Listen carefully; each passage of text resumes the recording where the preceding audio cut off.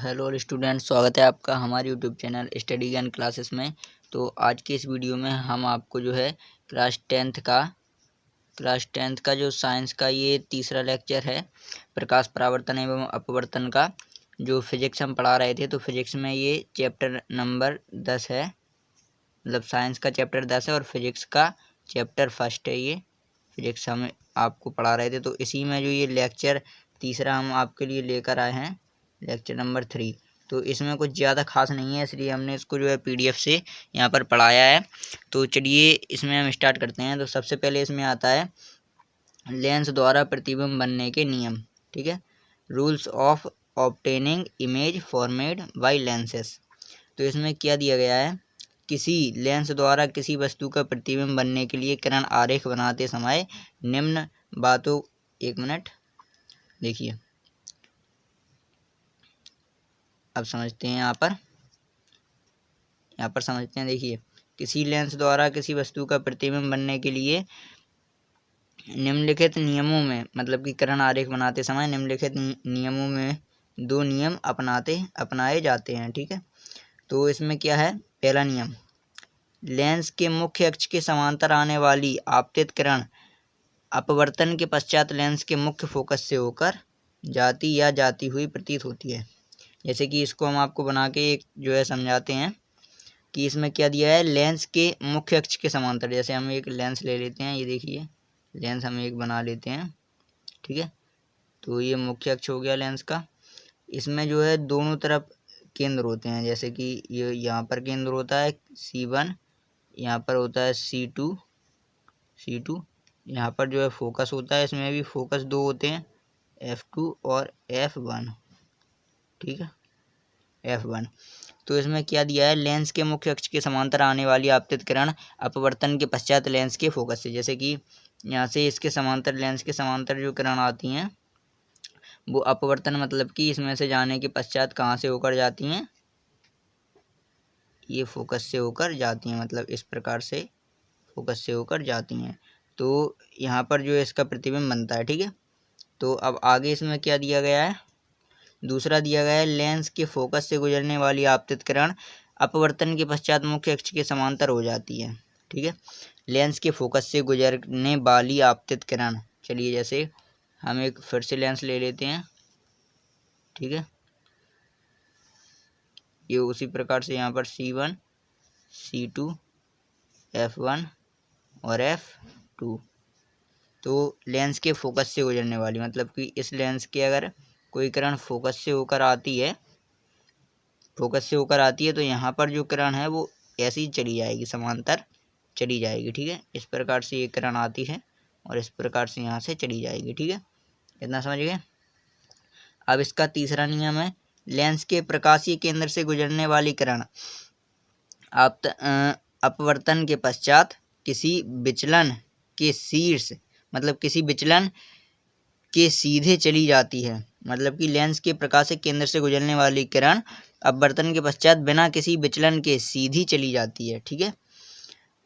उसके उस बिंदु पर जहाँ किसी बिंदु वस्तु से चलने वाली दो प्रकाश किरणें एक दूसरे को काटती हैं, उस बिंदु, जैसे कि ये पूरा दिख नहीं रहा है, देखिए, चलिए, उस बिंदु पर जहाँ किसी बिंदु वस्तु से चलने वाली दो प्रकाश किरणें एक दूसरे को काटती हैं, उस बिंदु पर वस्तु का प्रतिबिंब बनता है, ठीक है। जैसे इसको भी समझा देते हैं, लेंस, ठीक है, इसमें उसी प्रकार से C1, C2, उसके बाद F1 और F2, ठीक है। तो इसमें तीसरी क्या दिया गया है, लेंस के प्रकाशिक केंद्र लेंस का ये होता है यहाँ पर बिल्कुल मध्य में। तो लेंस के प्रकाशिक केंद्र से आने वाली किरण बिल्कुल सीधी चली जाती है, वो कहीं पर भी विचलित नहीं होती है, ठीक है, ऐसी सीधी चली जाएगी। उस बिंदु पर जहाँ, जैसे कि मान लेते हैं, फिर से हम बनाते हैं यहाँ पर एक, जैसे चलिए इस प्रकार से, देखिए ये लेंस बना लिया, ठीक है। लेंस के अंदर जो है, लेंस के अंदर ये मुख्य अक्ष हो गया। अब इसके समांतर आने वाली किरण, जैसे पहला नियम था, कहाँ से होकर जाती है, यहाँ पर F2 से होकर जाती है, F2 से होकर जाएगी इस प्रकार से। ठीक है। उसके बाद क्या दिया गया है दूसरा इसमें लेंस के फोकस से गुजरने वाली आपतित किरण, जैसे कि ये को हम काट देते हैं लेंस के फोकस से, यहाँ पर F1 कर देते हैं। फोकस से गुजरने वाली किरण इसके समांतर चली जाती है। अब जैसे कि यहाँ पर आपको एक बिंदु दिख रहा होगा, जैसे कि हम आपको दिखाते हैं ये बिंदु जो है यहाँ पर ये एक दूसरे को काट रही हैं, तो यहाँ पर जो है वस्तु का प्रतिबिंब यहीं पर बनता है। ठीक है, यहाँ पर मान लेते हैं एक वस्तु रखी हुई है और इसका प्रतिबिंब जो है यहाँ पर बनता है। ठीक है, समझ गए आप इतना। चलिए अब आगे इसी में हम चलते हैं। इतना पूरा हो गया। अब उसके बाद आता है अवतल लेंस के लिए, जैसे कि हम दिखा दें आपको, आप यहाँ पर देख सकते हैं, जैसे कि सॉरी अभी दिखाते हैं, थोड़ा ये मेंटेन कर लेते हैं यहाँ पर हम।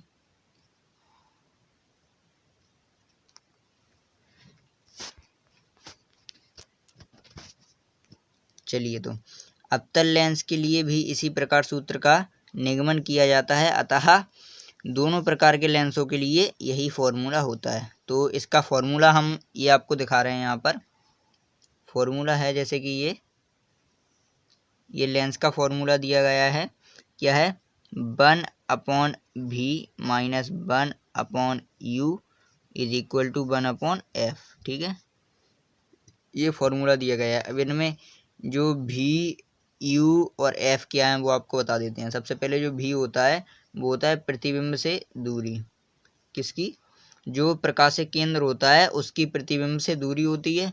और u क्या होता है, u होता है u बराबर वस्तु की दूरी, किससे, बिंब से, वस्तु या बिंब की, वस्तु को बिंब कह सकते हैं, किससे, प्रकाशिक केंद्र से दूरी। ठीक है, उसके बाद f होता है इसकी फोकस दूरी, मतलब कि जो है कहाँ से मापी जाती है, जो फोकस दूरी है वो प्रकाशिक केंद्र से फोकस तक की दूरी जो क्या होती है, फोकस दूरी।